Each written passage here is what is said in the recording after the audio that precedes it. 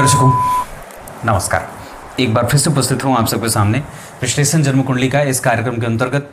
आज जो आपके सामने कुंडली लेकर के आया हूँ, पीछे 2 दिन से हमारे पास जितनी कुंडली जो भी कुंडली मैंने देखी कार्यक्रम में, वो दोनों ही कुंडलियाँ गोवा से आई थी।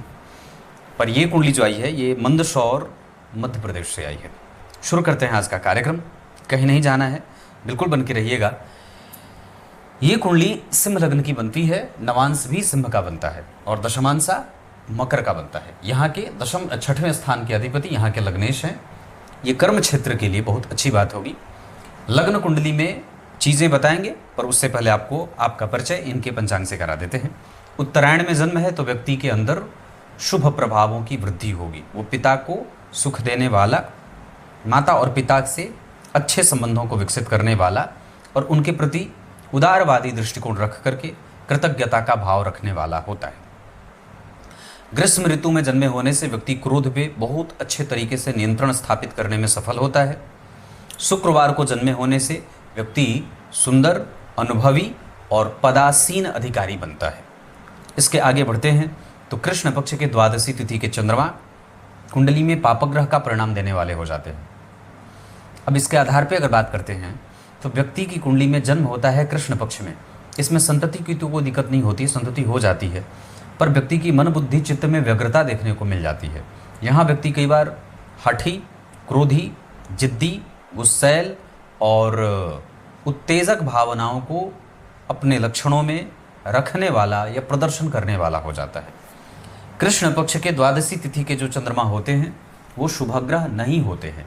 इस वजह से व्यक्ति को कई बार परमानेंट नौकरी में दिक्कत तो नहीं है, पर वैसे व्यक्ति अगर नियमित दिनचर्या का पालन मात्र कर ले या नियमित तरीके से किसी भी लक्ष्य को प्राप्त करने की कोशिश कर ले तो वो सफल हो जाता है।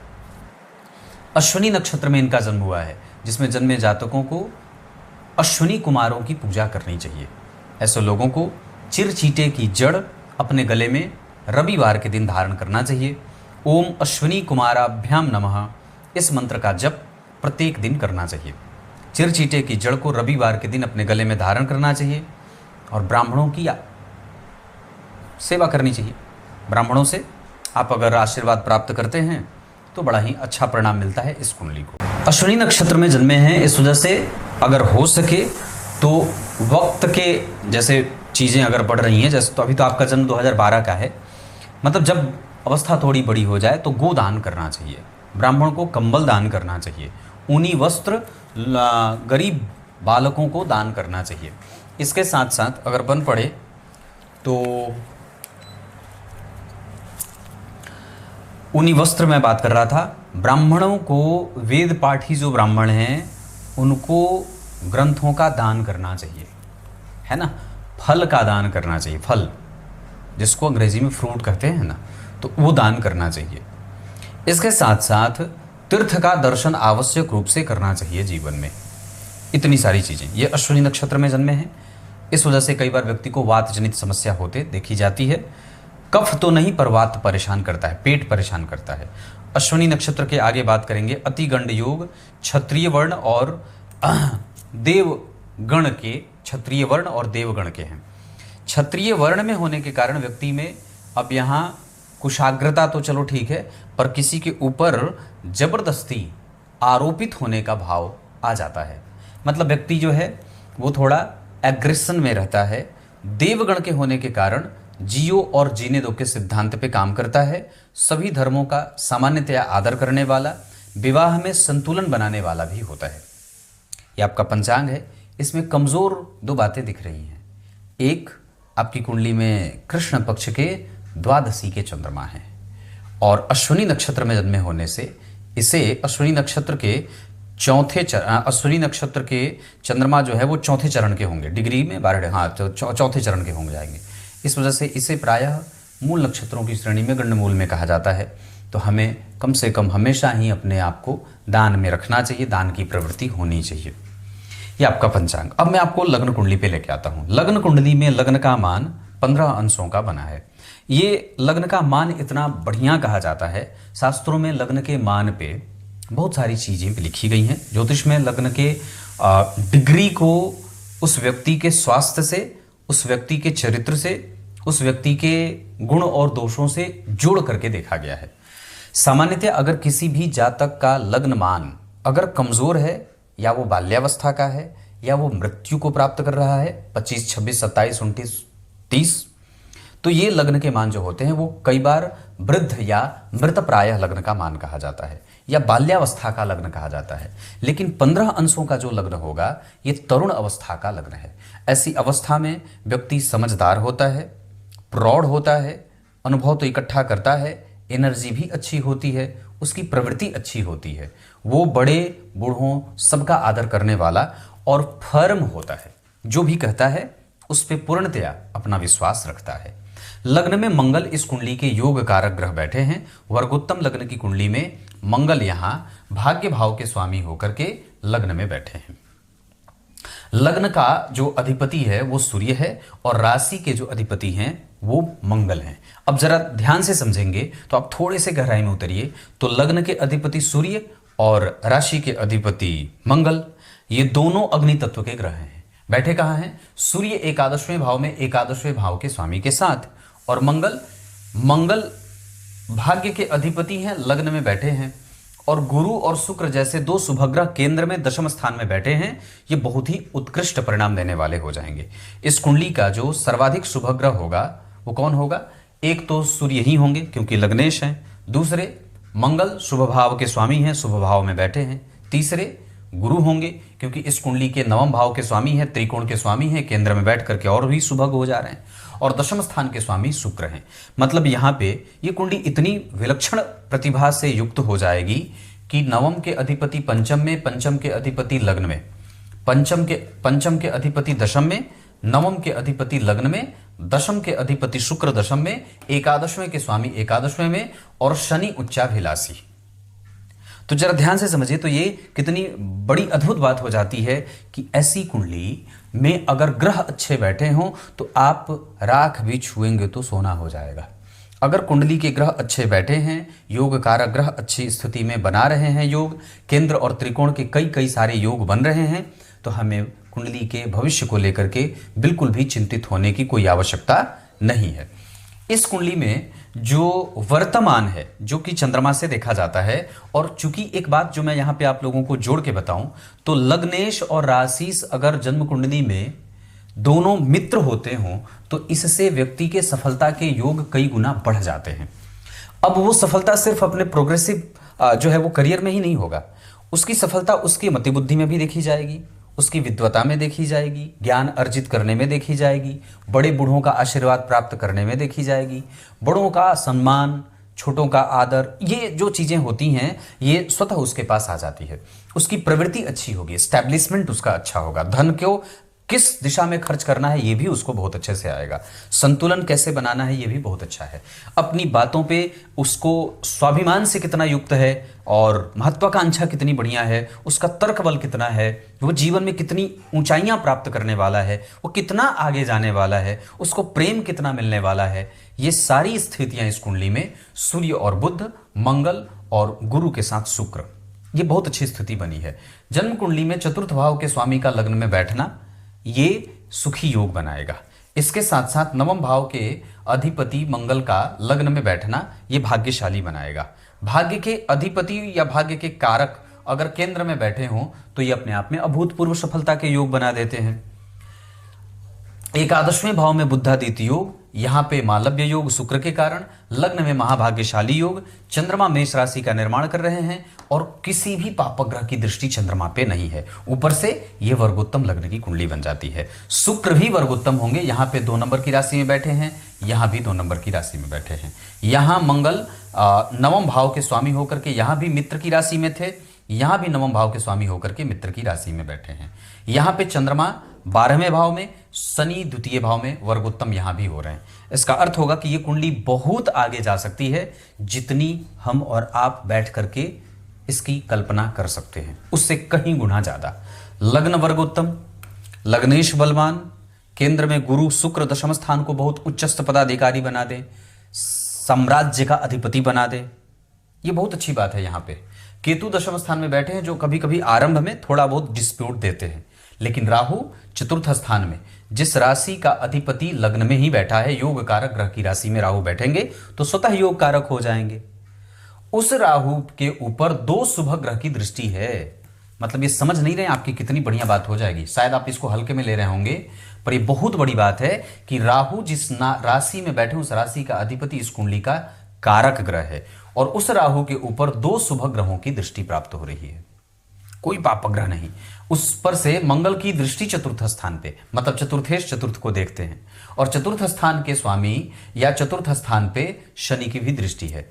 इस कुंडली का जो सबसे बलवान भाव होगा वो चतुर्थ भाव ही होगा। इसका अर्थ है कि इस व्यक्ति की बुद्धि, एकाग्रता बहुत ही उच्चतम स्तर की है। परमात्मा का संपूर्ण आशीर्वाद बच्चे को मिला हुआ है, ये वरदान से कम नहीं है। हमें बस इसको बिल्कुल इसको लाइन अप करते रहना है। हाँ, तुम आगे बढ़ते जाओ, चीजें तुम्हारे साथ है। यहाँ हमने इतनी सारी चीजें समझ ली।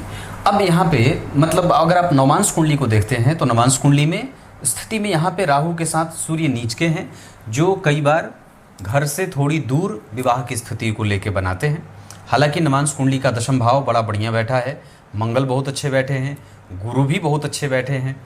नवमांशा कुंडली में के आधार पे सास का संबंध बहुत अच्छा बन रहा है, ससुर के साथ संबंध थोड़े गड़बड़ हो सकते हैं। बाकी व्यक्ति के संबंध उसके रिश्ते नातेदारों से बहुत उत्तम रहेंगे ससुराल में। और एक बात और भी है कि उसका दैनिक जीवन विवाह में जाने के बाद थोड़ा आलस्य से युक्त होगा और थोड़े से धन की कमी देखने को मिलेगी। इस वजह से कुंडली मिलाए बिना विवाह न करें। लग्न में मंगल व्यक्ति को मंगलिक बनाएंगे, पर वैसे ये बुरे मंगल नहीं होंगे क्योंकि मित्र की राशि में हैं और दरअसल केंद्र में गुरु भी बैठ गए हैं। इस वजह से यहाँ के मंगल कमज़ोर मंगल नहीं होंगे। विवाह आदि के लिए वृष राशि वृष लग्न, मेष राशि मेष लग्न, तुला राशि तुला लग्न के जातक जातिकाएं अच्छी रहेंगी।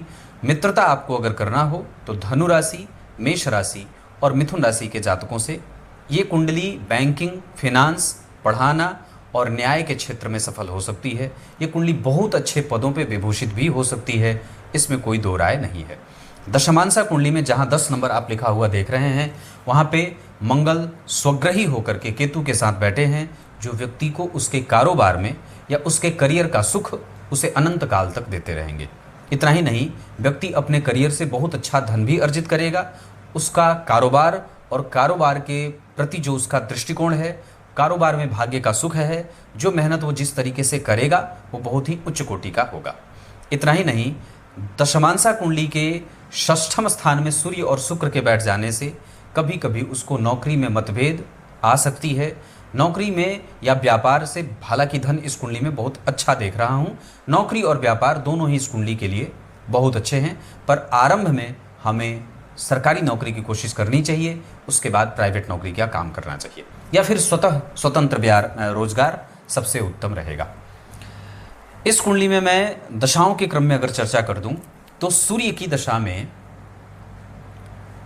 हमें महत्वाकांक्षाओं की पूर्ति होते देखी जाएगी, लेकिन सूर्य की दशा में कभी कभी हमें छोटे भाई बहनों से मतभेद भी देखने को मिलेगा। चंद्रमा की दशा में भाग्य का बल और व्यय पे नियंत्रण, ये दोनों बहुत उत्तम परिणाम देंगे। मतलब चंद्रमा की दशा में थोड़ा बहुत स्वास्थ्य कभी कभी कमजोर होगा, ये सामान्य बात होगी, लेकिन चंद्रमा की दशा में भाग्यशाली होने का वर प्राप्त होगा। भाग्य भाव आपकी कुंडली में बलवान बनेगा, इस वजह से भाग्यशाली होने का योग चंद्रमा की दशा में मिलेगा। इतना ही नहीं, चंद्रमा की दशा में व्यापार से धन भी बहुत अच्छा प्राप्त होगा। मंगल की दशा में व्यक्ति भाग्यशाली साबित होगा, उसका व्यक्तित्व निखर करके सामने आएगा।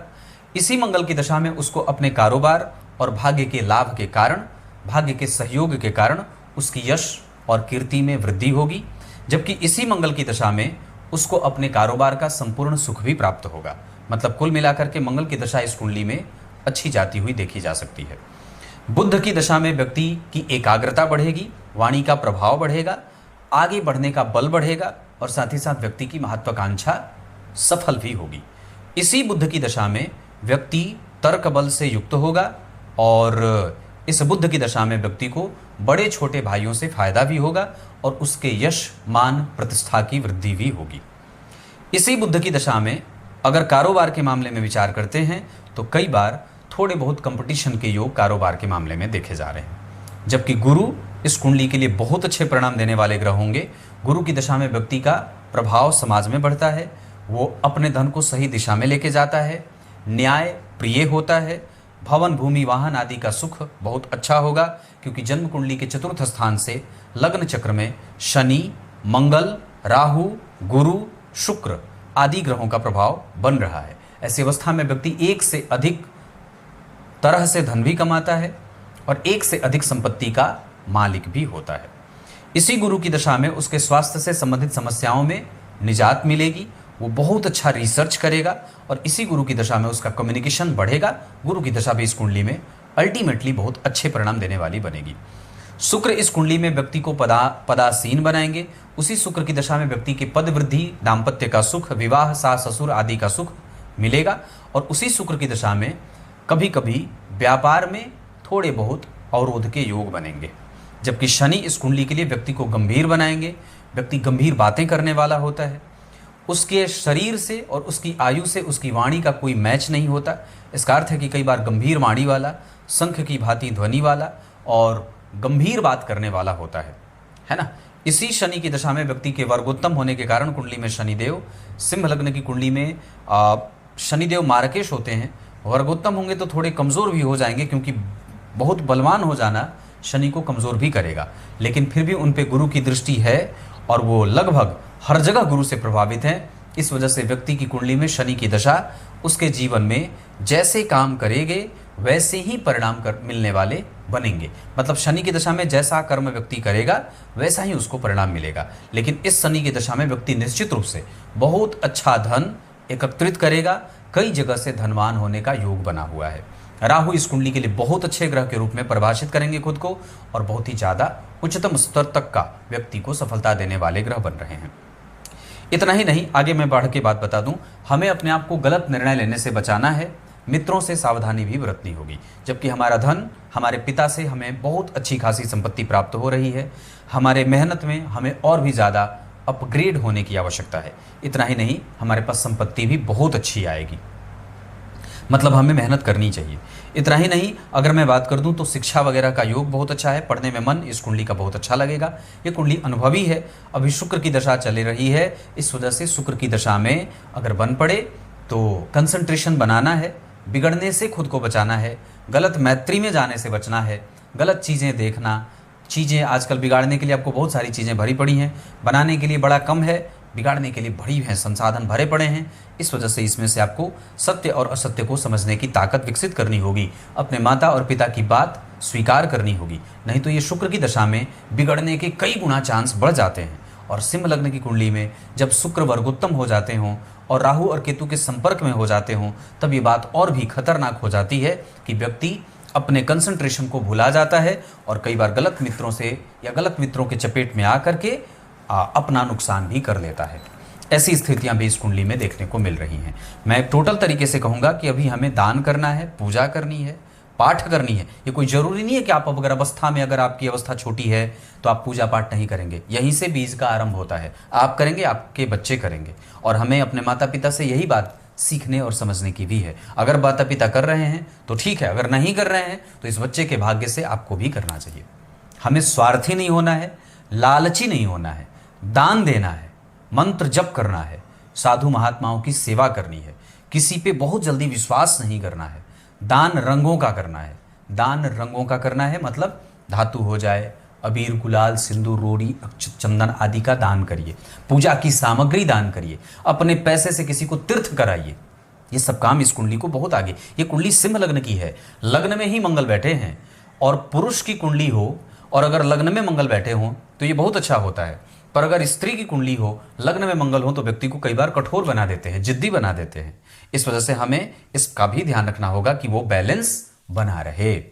लग्न में मंगल व्यक्ति को अतिवादी भी बनाते हैं और रिस्पॉन्सिबल भी बनाते हैं। मतलब हम दोनों हैं और हमें दोनों के बीच का संतुलन बनाना है। आपको अगर अपने बारे में बहुत अच्छा जानना हो, अपने आप को बहुत अच्छा बनाना हो, तो किसी को भी सुनने की आवश्यकता नहीं है, किसी को भी पढ़ने की आवश्यकता नहीं है, किसी व्यक्ति को मत पढ़िए, चुपचाप ग्रंथ उठाइए, ग्रंथों का पढ़ना शुरू करिए। आप अपने मूल सिलेबस से हट करके थोड़ी सी थोड़े से समय में आप अपने मूल ग्रंथों को पढ़ सकते हैं, जिसमें गीता जी हो सकती हैं, रामचरितमानस हो सकता है, महाभारत हो सकता है, श्रीमद् भगवत गीता हो सकती है, श्रीमद् देवी भागवत हो सकता है।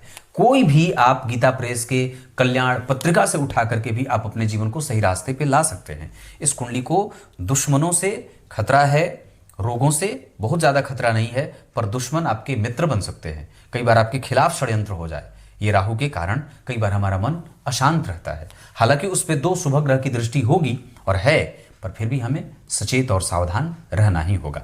जन्म कुंडली के अष्टम भाव पे शनि और मंगल का प्रभाव, साथ ही साथ राहु की भी दृष्टि है। जन्म कुंडली के अष्टम भाव पे मंगल की 8वीं दृष्टि, शनि की 7वीं दृष्टि, राहु की 5वीं दृष्टि। तो जब जन्म कुंडली के अष्टम भाव पे शनि मंगल राहु केतु की दृष्टि पड़ जाए तो व्यक्ति को आयु का तो सुख है, क्योंकि ये आयु का और मृत्यु का भाव है। यहां से चौथे घर में सूर्य और बुध बलवान होकर बैठे हैं, लेकिन इस भाव के 3 घर पीछे कोई ग्रह नहीं, और इस भाव के 3 घर पीछे, 3 घर आगे गुरु और शुक्र जैसे मृदु ग्रह बैठे हैं। मतलब हमें साहस, कंसंट्रेशन और समस्याओं से लड़ने की शक्ति विकसित करने की आवश्यकता होगी। ऐसी अवस्था में कि व्यक्ति को पीपल के वृक्ष की पूजा, शनिवार के दिन पीपल के वृक्ष की परिक्रमा, दीपदान और नदी के तीर्थों के जल का सेवन, है ना, ये आवश्यक होगा। और बजरंगबली की पूजा सदैव होती रहे। अपने हार्मोनल डिसबैलेंस को बैलेंस में रखने की आवश्यकता होगी। रक्त के जांच की हमेशा आवश्यकता होगी। किडनी से संबंधित कोई समस्या ना हो, इसका ध्यान रखना होगा।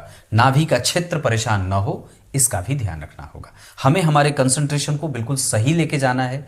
गलत दिशा में डिस्ट्रैक्ट करने से, यहाँ पे अगर आप एक बार अगर किसी गलत मैत्री में चले गए, गलत पचड़े में फंस गए, तो फिर ये आपको उलझा देंगे, फिर आप बाहर नहीं निकल पाएंगे, है ना। ये धर्म है, जहां मंगल बैठा है। धर्म के लिए पराक्रम करना है, पराक्रम के लिए धर्म करना है। हमारा पराक्रम हमारे धर्म के लिए है। धर्म पूजा पाठ, मंदिर दर्शन आदि तो चलो ठीक है, पर धर्म वस्तुतः हमारा काम है। जो हमारा काम परमात्मा ने हमें दिया है, जो हमें टास्क मिला है, वो हम कितनी तन्मयता से पूरी करते हैं। अर्थ है ये अर्थ भाव में शनि बैठे हैं, न्याय करते हैं। मतलब हमें अर्थ कमाने में न्याय को ध्यान में रखना होगा। धर्म, अर्थ, ये काम का भाव है। इस भाव के स्वामी दशम स्थान में बलवान होके बैठे हैं। मतलब हमें हमारे जीवन में जो हमारी कामेच्छा है, इंद्रियों की पूर्ति है, उसके साथ गुरु के युति के कारण हमें सत्य और असत्य का जांच भी करते रहना होगा। हमारी मैत्री किससे है? छोटे भाई बहनों से हमारे षड्यंत्र तो नहीं है? हम अपने माता पिता को दे तो रहे हैं, उनके खिलाफ तो नहीं जा रहे हैं, उनके विरुद्ध तो नहीं जा रहे हैं। ये मोक्ष का भाव है, जहां राहु बैठा है। आपको निद्रा अच्छी लेनी है, प्राणायाम करना है, अच्छे मैत्री में जाना होगा, नहीं तो ये कई बार भटका सकते हैं। हालांकि उनके पास इतना बल नहीं है कि वो भटकाएं, पर फिर भी हमें सावधान रहना होगा। यहां धर्म भाव के अधिपति कर्म भाव में बैठे हैं, तो धर्म और कर्म का योग बनेगा। ये धर्म भाव है। धर्म अर्थ काम मोक्ष, धर्म अर्थ काम मोक्ष, धर्म अर्थ काम मोक्ष। तो धर्म त्रिकोण के स्वामी अर्थ त्रिकोण में बैठे हैं। ये अर्थ का त्रिकोण होगा, धर्म अर्थ काम मोक्ष। तो अर्थ त्रिकोण में तो धर्म और अर्थ का मेल होना चाहिए। अर्थ जो कमाया जाए वो धर्म से होता हुआ है ना। ये अर्थ त्रिकोण है, ये धर्म हो गया, ये अर्थ हो गया। तो अर्थ त्रिकोण के स्वामी कहां बैठे?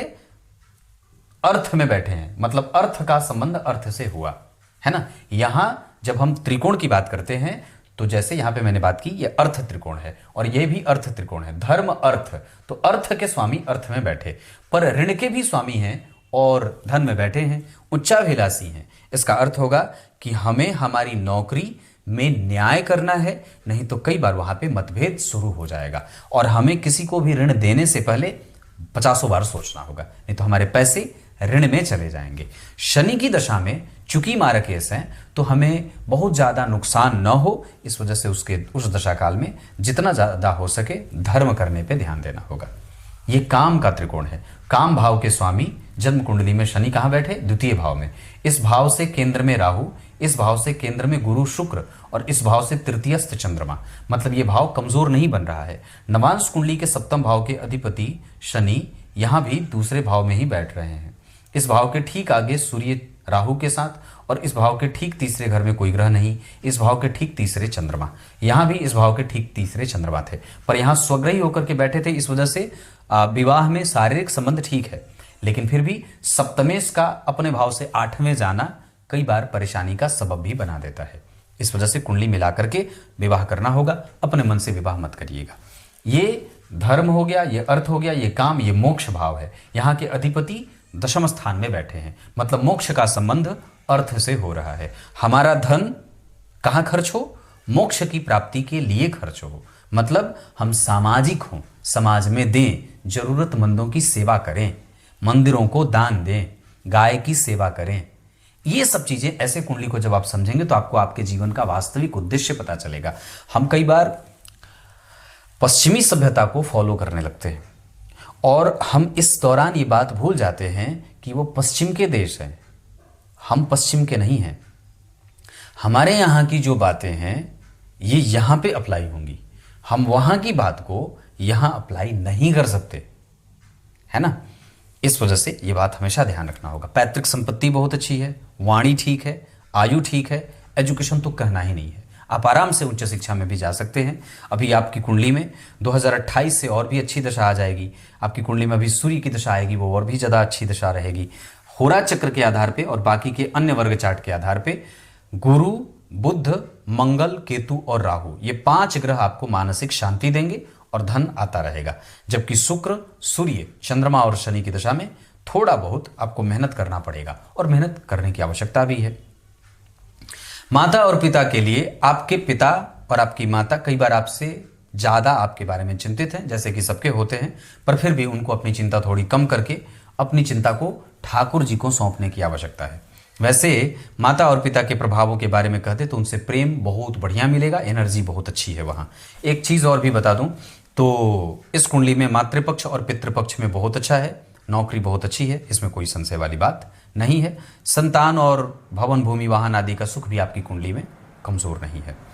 ये कुंडली बहुत अच्छा और बहुत आगे जाएगी, इतना मैं विश्वास के साथ कह सकता हूँ।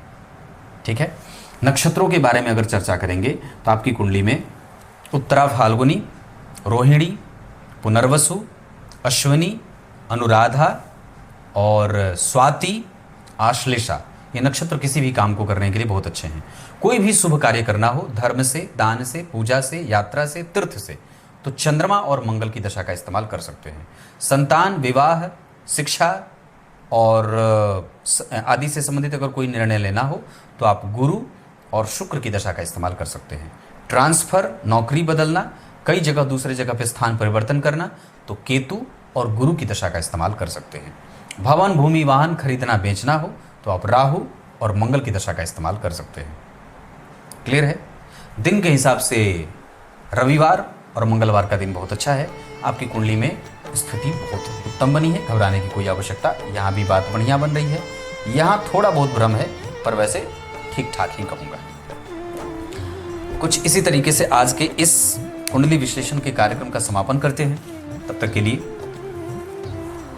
बहुत बहुत नमस्कार।